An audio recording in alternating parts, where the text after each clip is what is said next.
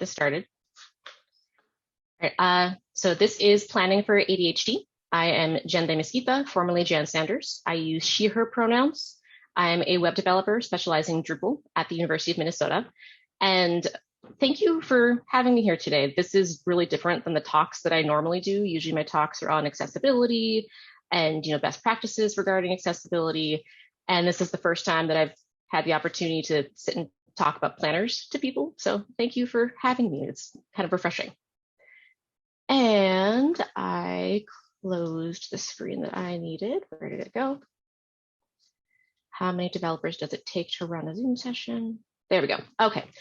And in true ADHD fashion, there's a lot of content in here and not a lot of time. So I'm going to be rushing through this. If we run out of time, I do have these slides available for you to review or use or look at the resources. And you can find them at tinyurl.com/DDI-planners. And that is DDI as in Drupal, diversity and inclusion. And before we start, a brief disclaimer that all views and opinions in this presentation are mine alone. They do not express the views of the University of Minnesota or suggest university endorsement of any products or services. All right, so let's actually start now. So if you watched Jeff's presentation earlier, which was great, it'll have more information about ADHD. And I'd also like to give just a really brief introduction that is 100% not medical, not scientific, into what ADHD is.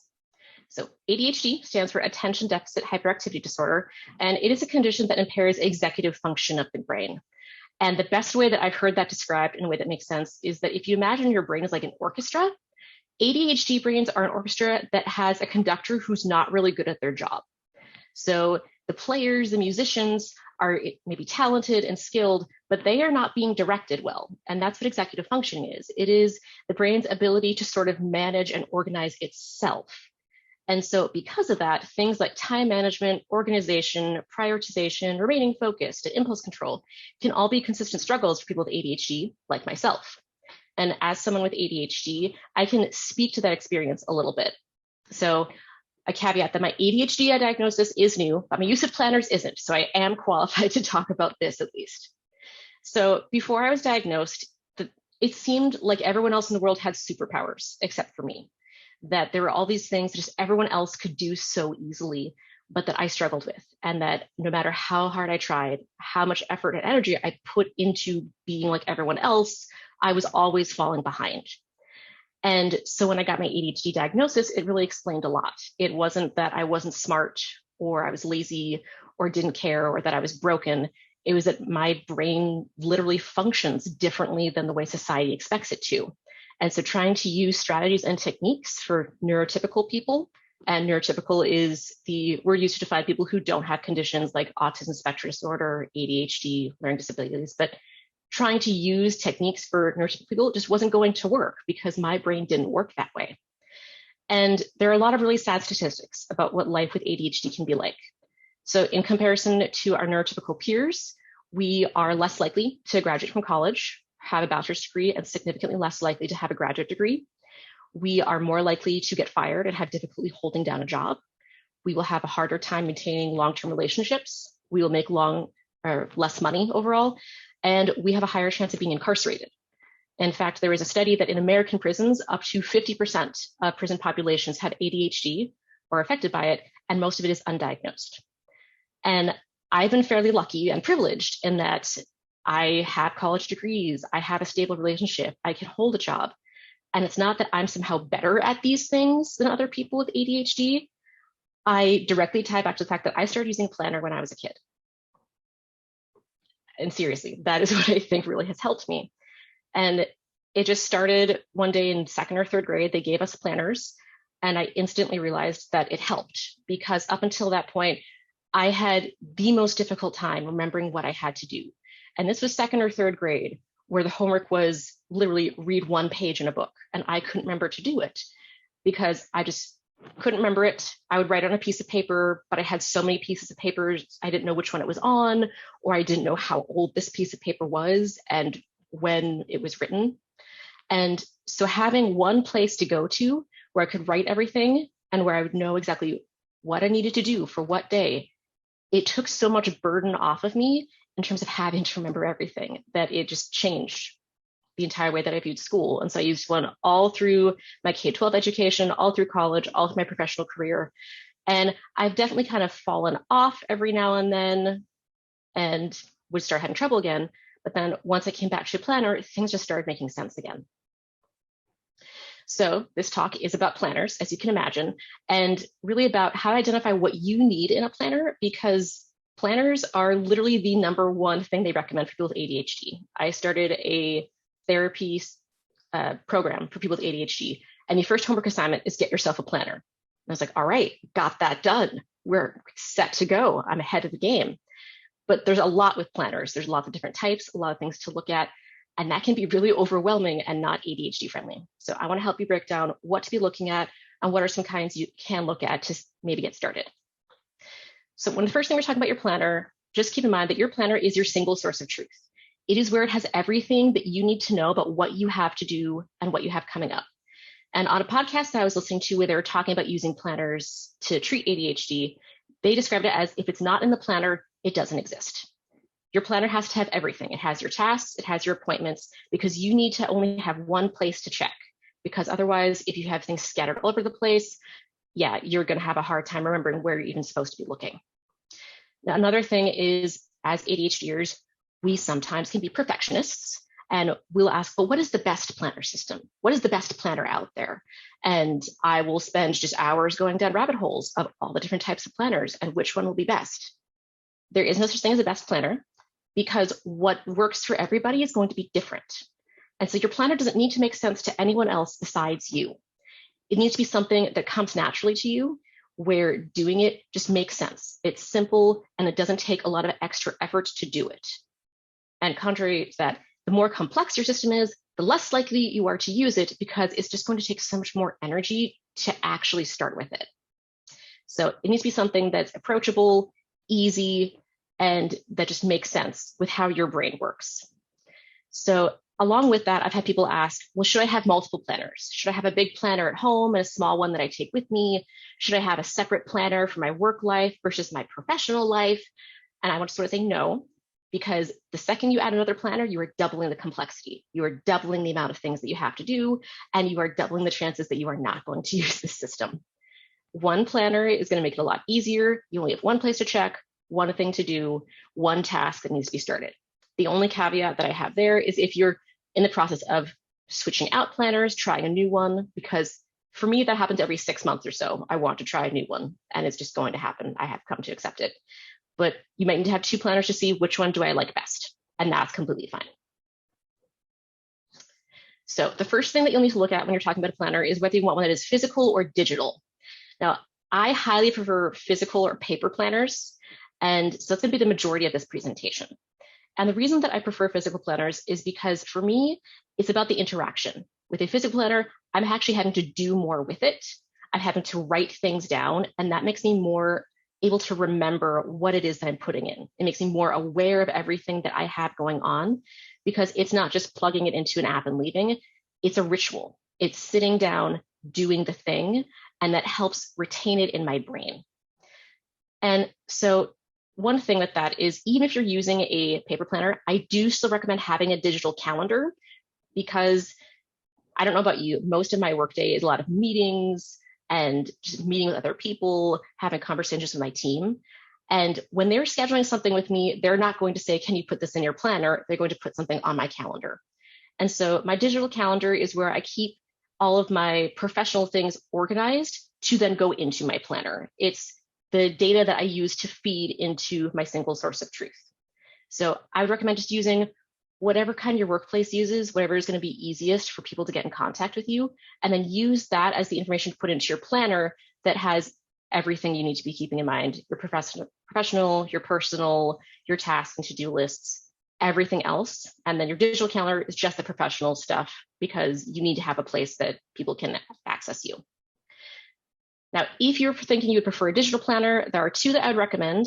One is Elise, and this is a web app that kind of uses a bullet journal system, and it's really minimalistic, really clean, really pretty. There is also an app available for phones. I found it doesn't work very well on tablets, but it has just a nice little calendar, has to-do lists, things to track, And so it's a really good, just simple way to get started, and it is free. There's also Evernote, which I will say I have not used as much, but I know of friends who just swear by it. And it's a way to organize your notes and your digital and physical content. And then they also have planner templates that I have friends that just say are the best thing ever. There's also what I call digital physical hybrids, where you have a physical planner, but then there is an app that will scan it and store information for later. We will go into those later. The ones that I'm aware of are the Bullet Journal Companion app and the Rocketbook app. So next thing after you decided physical or digital is your layout. And layout refers to the number of days that are shown on each 2-page spread. So when you have your planners laid out flat showing 2 pages, how many days are shown at a time? And so you'll usually either have monthly, weekly, or daily. And the spreads will either be spread across 1 page or both pages. So you might have 2 weeks spread across 2 pages, 2 weeks, or 1 week just spread across 1 page. Either way, it's the same sort of monthly, weekly, or daily layout. And most planners will be a combination of monthly layouts for sort of high level planning, just kind of getting your thoughts out there, and then weekly or daily layouts to actually get down, look at what it is you have to do on a more daily basis. Now, in terms of which one to use, again, is going to be what makes most sense for you. So weekly layouts are really good for if you need to see the entire week all at once to plan how everything's going to go. Daily layouts are good for if you need to be narrowing down specific tasks and you need to be looking at what is going on this exact day. I'd recommend getting one that has both, just because that means you can see what works better, what's most helpful, and then you also get the benefits of both. And also, if you hear it beeping in the background, I'm sorry, that is my dishwasher. I did not realize it just finished its cycle. All right, next up is planner size, because as you can imagine, planners come in various sizes. So the most common that I've seen are A5, which in terms of inches is 5.83 by 8.27, and millimeters is 148 by 210, or 7 by 9 inches, which is 177.8 millimeters by 228.6 millimeters. And an A5 is kind of like just a standard size journal. It's a type of paper cut, actually. And so A5 is pretty common, and 7.9 is pretty unique to planners. Then you'll also find just custom sizes, which can be anything in between. So when you're looking at sizes, what you need to be looking at is where are you going to be using it and where you have to take it a lot of places. So if you're going to be primarily working from home, you can probably use a bigger planner. You won't have to take it as many places. If you're going to be going into the office every day or going to different places, you may want something that's smaller and easier to take with you. Then also, so how easy will it be for you to transport, and how do you generally carry your things? If you hold things in your hands, you probably want something smaller that you can easily take with you, that's going to be lightweight and it's going to seal so things won't fall out. If you have a big bag that has a lot of space in it, you can use a bigger planner. Now, if all of that was really overwhelming and you have no idea where to start, my general recommendations for your first planner, so you can learn what you like, are stay as close to A5 size as you can while still having room to write. A5 is just a really good size. It fits in most bags, and it's just a really good place to start. You can learn whether you need something bigger or smaller. If possible, I'd recommend having monthly, weekly, and daily layouts so you can get the benefits of all of them, learn what works best. If you can't find one that has that, or you really don't think that you need it, at least make sure that you have space to list out your tasks and appointments for each day. So that can be either with a weekly or a daily layout. I also highly recommend having blank paper with your planner. And so some planners will have just blank pages in the back that you can use. I generally will have a separate notebook that I keep with me. And so Rocketbooks, Moleskin notebooks are great for this. Or if you ever go back to doing conferences in person, a lot of times they will give you just little promo notebooks for free. They're A5 size or smaller. And just take a bunch of those because they're really easy to just slip in a bag, have with your planner for if you just need to jot something down, but there isn't designated space for it. So now that we talked about the types of things you should look for, I'm going to suggest a few types of planners that I have used and liked and tell you the pros and cons of each. So the first one up is the Rocketbook Panda planner. And I really like Rocketbooks, as I've mentioned, because they are reusable. So the notebooks themselves have this special coating on the pages that when used with pens from the Pilot friction line are just washable. So you write something on it, you wipe it off with water, and then you can reuse the page again. So it will last as long as you need to. And because of this, they're pretty small. So the Rocketbook Panda planner that I have is about an A5 size, but only has 32 pages. So it's very thin. I can put it in pretty much any bag that I want. It's really easy to carry. And it also has both weekly and daily layouts. So you can plan out, for me, what dinners I'm going to cook what night, while still also having space for individual tasks and priorities and schedules. And with the Rocketbook app, there's also a digital physical hybrid where with all of Rocketbooks, you can scan it through the app and then it will store it in the app as well as send it wherever you want. So you can have it be that it sends it to a OneDrive, puts it in Slack, puts it in the email. So you can store your notes later. And then within the app, it will also do text recognition. So if you need to remember when your last dentist appointment was, you can just go in the app, type in dentist, and it will show you what entries you have with the word dentist on it, as long as it can read your handwriting. If you have messy handwriting like me, that could be an issue. Now, there are some cons. So with Rocketbooks in particular, there is a little bit of a learning curve. I ran into this because I apparently write very hard. I did not know this, but when I started using the Rocketbook, I wrote so hard that it left indentations on the paper. And I emailed Rocketbook and they're like, sorry, there's nothing you could do about that. Those are permanent. And over time, that can make it difficult to write on the page. And the same goes for when you are wiping off the ink with the included washcloth. You have to be a little bit gentle or you might remove that coating. And same with the Pilot Friction pens. They have an eraser on them, but if you use it on the Rocketbook paper, it might remove some of that coating.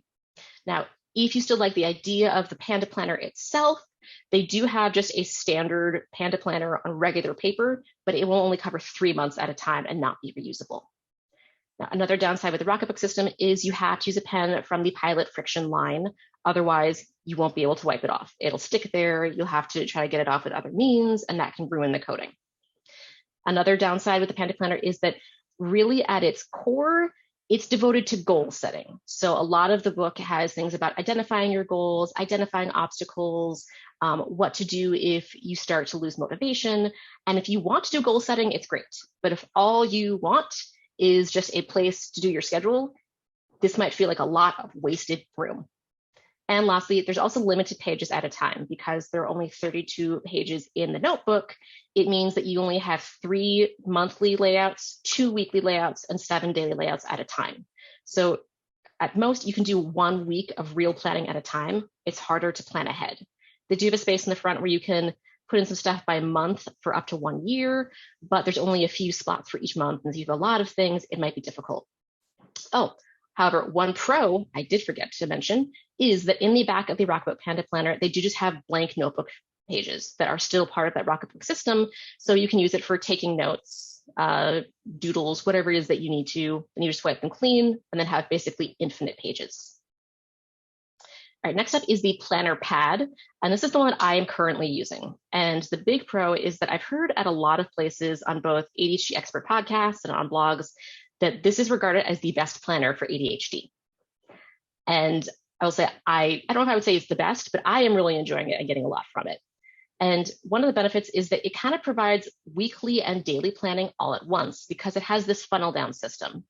So if you look at the top of the little image right here, which I know is not the clearest, it has space where you will begin to put in all the activities or tasks that you need to do by category. So for example, on my planner pad for this week, I had one for my DDI presentation and all the things that I had to do in terms of practicing, creating my slides, refining, making sure I'm under time. Then I have other things for what dinners I want to have this week, what I need to do with my dog. So just list everything you need to do. Then down here, you have your weekly to-do tasks organized by day.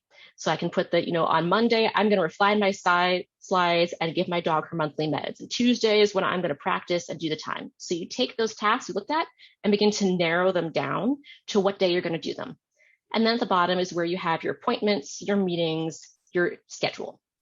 So this is really good just to help organize everything that you have to do at once and be able to conceptualize, okay, when will I have time to do this? Am I putting too much on myself? Do I have to break things down even more? And I find it really helpful just in terms of being aware of everything that's going on, because I do have a tendency to have 90% of things in my planner and then 10% that's just floating in my brain. And this is helping to actually make sure, no, it's all in here. My single source of truth is actually my single source of truth. Now for the cons are, I don't particularly find it very nice looking. And that may or may not be a thing for you, but I like my planners to be pretty. And this one I feel is a little clunky. It's a little outdated looking in my opinion. It's not the best to look at. It took some getting used to. I am starting to like it more. It's also an odd size in that it's bigger than an A5, it's smaller than a 7x9. So if you're looking to get like a cover or any accessories for it, there won't just be one that will fit it really well. And then also in the appointments and schedule section, the entries are by hour, whereas for the Panda planner, they're by half hour. So if you have a lot of meetings that are 15 minutes or half an hour long, you may need to kind of get creative in terms of like cutting each little line in half and writing where it is. I haven't had that happen too much because most of my meetings are half hour to an hour long. So it's easy to just say, you know, this section is for this meeting, this section is for this one. It might bug you if you're somebody who has a lot of meetings that are going to be shorter than that. And lastly is the bullet journal system. So this one is a little bit different in that this isn't a specific planner, but it is a system of what they call rapid logging. And you are able to make it whatever you want it to be. And because of that, it is infinitely customizable. You can have it just be a list of bullets. You can have it be a full planner layout, whatever it is that you need. And then you can modify it as you go and as you learn about what makes the most sense for you. It's also great because it's a really low barrier to entry. You just need a notebook and a pen. You can get started with whatever you have lying around. And it is also ADHD intended. Ryder Carroll, who is the creator of the bullet journal system, made this as a way to get through college with his ADHD. And there's also the bullet journal app. So you get that digital physical hybrid of being able to scan in your notes, store them away. I will say, I don't know whether that is compatible with any notebook or whether you have to use the official licensed bullet journal notebook, but it is an option as well. Now, the cons are that you need to do everything yourself. And depending on how you set your bullet journal, this may be a big deal, this may not be. If all you're doing is you're just making a list and that's all you need, you may be fine. I personally find that I need to have structure on the page, otherwise I just get really lost and don't know where to look. And so if I'm planning where's my dentist appointment going to be 6 months from now, I have to make sure that I have a place to put things that are 6 months from now, or there's no place for me to record it. Now, another thing is if you look on social media, you'll see some bullet journals that are just beautiful pieces of artwork and they're almost like art journals. And it can be a really good creative outlet.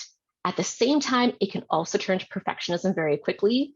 I have definitely seen some posts on social media of people getting really upset because, you know, they made a mistake and they actually put 2 Mondays on their month. And like, well, what do I do now? Do I just throw out my journal? No, it's fine.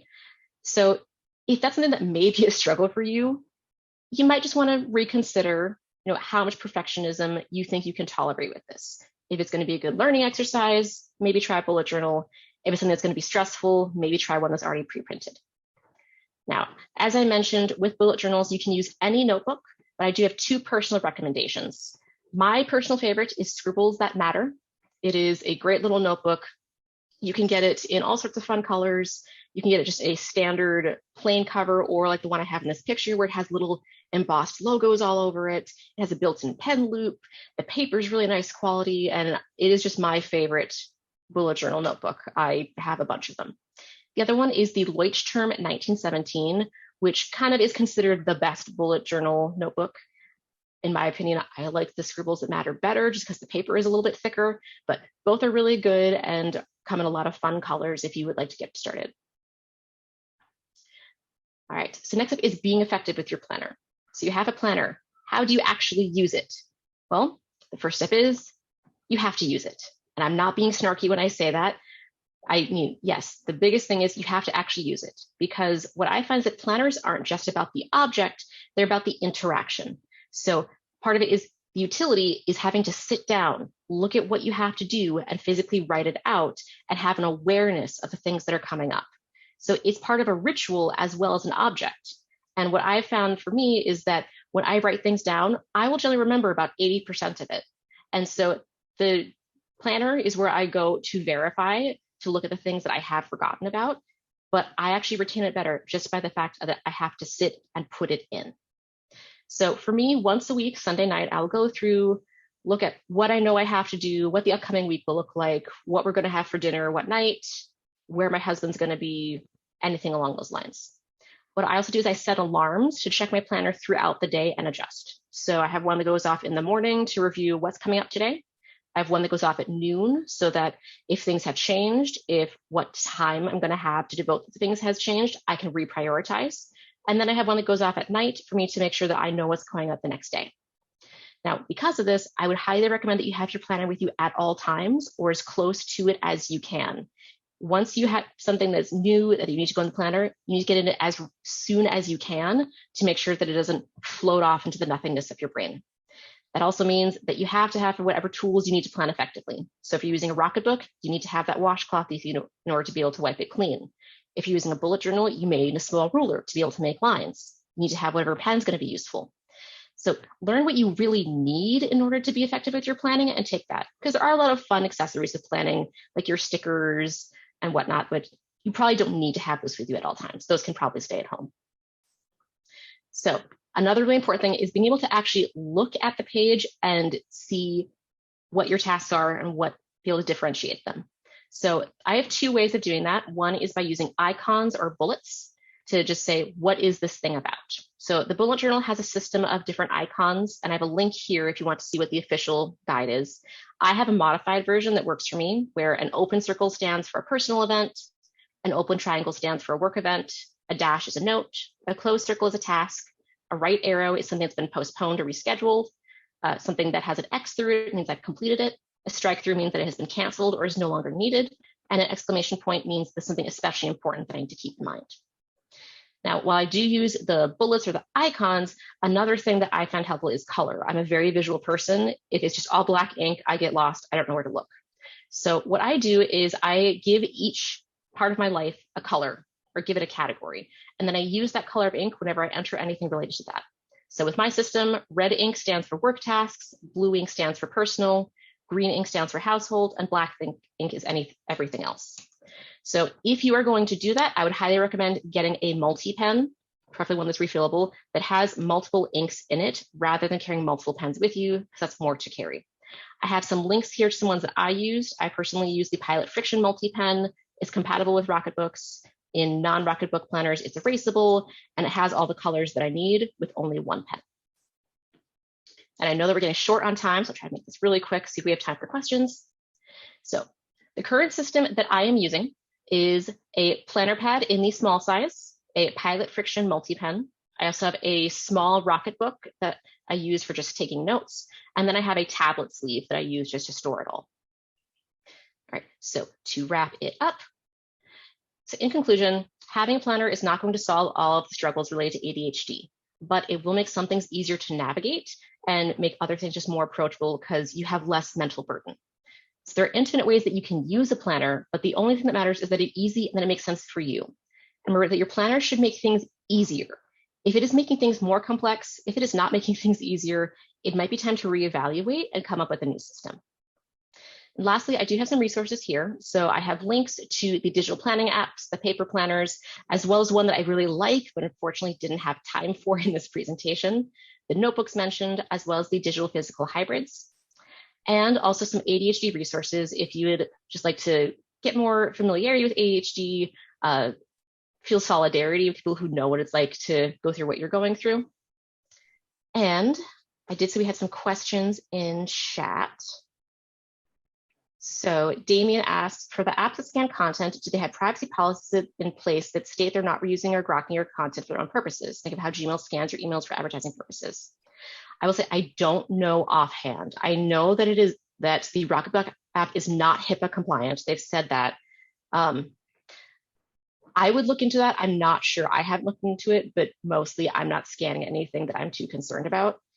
If that is an issue, you could probably do something similar with just taking a photo on your smartphone and then storing it somewhere without actually using an app. So it wouldn't be as seamless, but you would have more control. Fatima also says that if you have a Mac, you can also use the color tags in Finder to color tag files or documents. I did not know that. And then there was another one of Brenda saying, I'm worried I'll just constantly lose a paper planner like I lose all my notebooks. And that was something that I was really worried about when I started using a planner, but I literally carry it with me absolutely everywhere. When I get up in the morning, it comes downstairs with me. If I go back upstairs, it comes with me.